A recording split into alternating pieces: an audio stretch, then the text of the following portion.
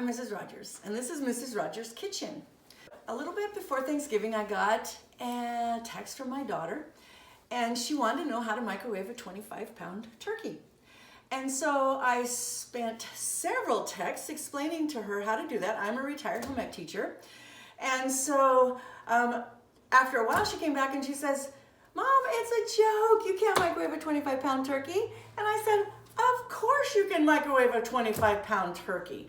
There's several different ways you can do it. And as a matter of fact, the microwave does a fantastic job." So I'm just going to open this up and rinse it off. I thawed it out for 3 days in my refrigerator.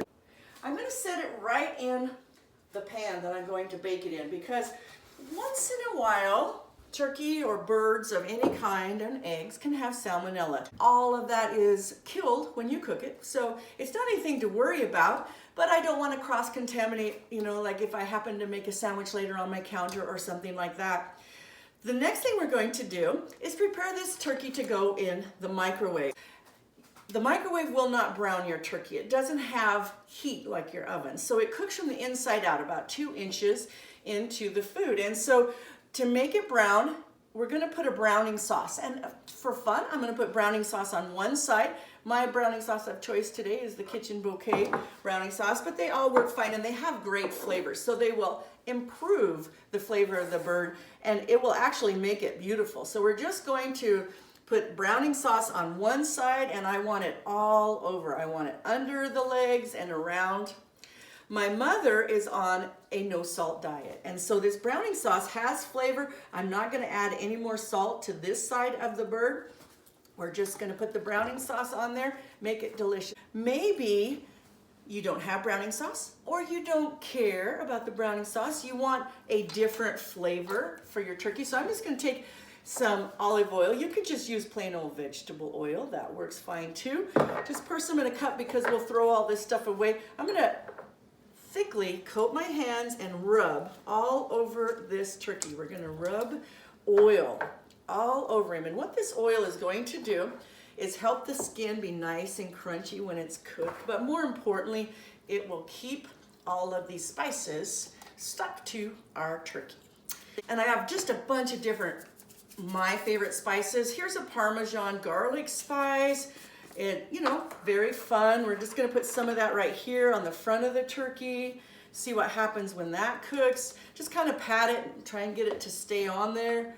And then this one's a different kind. This is actually called butt rub, but it's a kind of a strong spice. And let's put that on the leg right here. It'll add a lot of flavor. This stuff does have quite a lot of salt in it and other spices, but we're going to put that all over the leg for fun. Let's do Italian spice on the wing. Put plenty. Don't scrimp on your spice. If you don't like it, you can just take the skin off when you're all done and it's all fine. Because the wings and the legs are smaller, they're going to cook faster and they're going to burn. So we are going to shield those with foil. It works great.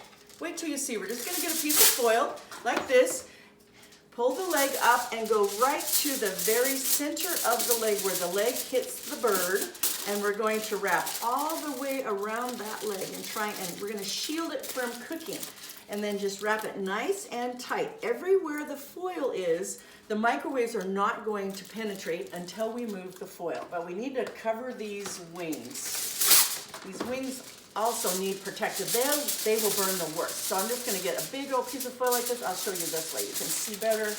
And I'm wrapping it right up to where that wing, I'm trying to wrap it. Hold on to it. There we go. Right up to where that wing hits the bird. And I didn't get a very good wrap on there. So I'm going to get another piece because that one is short. So let's get another piece of foil. Pull that wing up there. I'm going to wrap this one the other way, and that will help the first one stay on there better.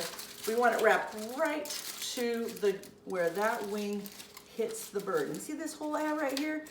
That's going to be a problem because the microwaves would soak right in there, and that part of the bird would get overcooked. So we get him all wrapped up here. I'm going to carefully tip him over and wrap the last of his wings. So we've got everything all foiled up. We don't want this foil touching the walls, the back, the side, the top of the microwave. So there's a couple of things that we're going to do to our microwave. So there's my coffee. I was looking for that. I have just, as you can see, kind of a medium-sized microwave. This works with all sizes of microwaves. If you have a bigger microwave, you can even get a bigger bird. This particular bird is about 15 pounds and it works fine. It's about as big as you can microwave in a medium-sized microwave. If you have a large capacity microwave, you can get a bigger one. If I wanted to microwave in the smaller microwave oven, a 25-pound bird, before I had opened it, I would give it back to my butcher and they will slice it right down the middle for free. No problem. Remember that the carousel is going around in your microwave. It does that because the microwave oven shoots the microwaves out from a central location and then they're rotated with a fan and it tends to blow them in the same direction all the time. So you have hot spots in your microwave. To keep the food cooking evenly, we have carousel, so it turns it in the microwave. Well, my turkey is not going to turn around in the microwave. It's too big. So we're going to take the turntable out. But if I set this turkey on my little turning element in there, it would be really hard on that turning element because this is a lot of weight for it to be fighting for the whole time that we're cooking. So I'm going to go ahead and take out the little roller that has the wheels and I'm going to shelter that little turning element. So I'm going to use this bowl. It works great. It will protect the turning element and it gives me a lot better surface. You see how big that surface is for our turkey to sit on. This turkey is so big that it doesn't go straight in the oven. Let me show you. Like I can't do that. I have to go in from the side, which is fine, and then tuck our turkey all the way in. You can go all the way to the back if you want.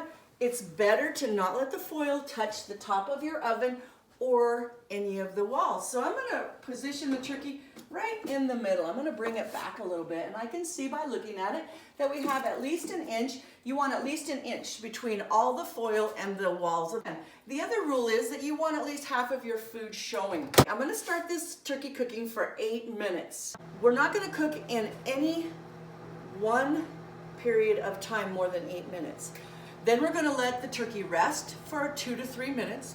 The reason we're going to do that is because the microwaves, as I told you, they soak into the turkey for about 2 inches. We want the heat to radiate into the rest of the bird. We want to even out that temperature. The other very important reason that we're going to do this is we want to cook this turkey, as I said, maybe roughly an hour cooking time. If we just put him in our microwave and turned it on for an hour, there's a very good chance that the microwave element that creates those microwaves that bounce all around, it would get too hot. And if it gets too hot, it burns out. It will shut off. Sometimes it'll shut off and it cools down, you can turn it back on. Sometimes you've ruined it and you have to go get a new microwave. So that's true always with your microwave. You don't want to cook it for long periods of time. The other reason, as you notice, it's not turning now, isn't it? Oh, but I wanted to point out, do you see any sparks in there? There's no sparks, there's no arcing, there's no electric lightning going on inside the oven. The foil is not changing the oven in any way. It's fine, it's not hurting the oven, it's only protecting the food right now. So it's working great. But we do want to turn our food, as we were talking about. So I'm going to cook it for 8 minutes. I'm going to let it rest for a couple minutes. I'm going to turn it when I put it back in. I'll be turning this bird all 4 directions. Continue. So we've cooked the turkey for 24 minutes now, 3 times at 8 minutes each. And it smells wonderful. It's cooking great. So I think it's about time to uncover the legs. They're actually just a little bit warm, but you see how they haven't cooked at all? And they've soaked up a little bit of the seasoning, so we'll just put a little bit more oil on them. And I did put a little bit more oil and spice on the breast of the chicken, and I think we had butt rub, if I remember. We'll see if I get that right. I had butt rub on the leg, so we'll just put some more spices on the leg. but you see how it actually is browning some. And I can turn it around. It's not terribly hot. We'll put a little bit more browning solution on the leg. We've cooked the turkey for, let's see, it's 21 minutes since I took the foil off of the legs. And by looking at them, I realized that they're starting to pull away from the skin and everything. So these legs are actually done, and I don't want to overcook them. So I really took the foil off too early. What I'm going to do is put foil back on. It's fine. It doesn't hurt anything. We can just put more foil on here. I think I probably need a half of one. I'm just going to seal that leg back up with foil, protect all of that meat that's already cooked from getting cooked anymore. We've been cooking our turkey. We wrapped the parts, the legs in foil because they were getting overdone again. But we haven't cooked the wings very much. Some of the heat from the turkey has soaked into the wings, but as you look at them, see how much difference they look in color and everything. So we're gonna unwrap these wings and we're gonna cook them for the next 8-minute segment. But this wing looks pretty white and anemic, so I'm gonna put a little browning sauce. And this wing over here won't hurt, we'll just use the same one. This is olive oil, just put a little bit more olive oil on there. And I really like the look of this Parmesan garlic. And now we'll put it back in the oven for 8 more minutes. We've cooked the turkey. The cookbook says about 8 minutes a pound. But I wanted to double check, and so I actually have 2 poultry thermometers. The old one says 190 and the new one says 180 for poultry. And the cookbook says 170. If you put the thermometer all the way in, go down to the bone and pull it back just a little bit so you're checking the temperature of the meat and not the bone. And so we went to about 185. See, these legs really got plenty done. They could have been a little less done. I probably should have put the foil back on them just a little bit sooner, but they're okay, but they're just falling apart tender. I'm going to carefully move this. It is pretty hot, so just kind of get a hold of it and move it. Get your pancake turners underneath it and move it not very far. Just try to move it as short a distance as possible. So I already have the tray ready to go, and we're just gonna put it right in the tray.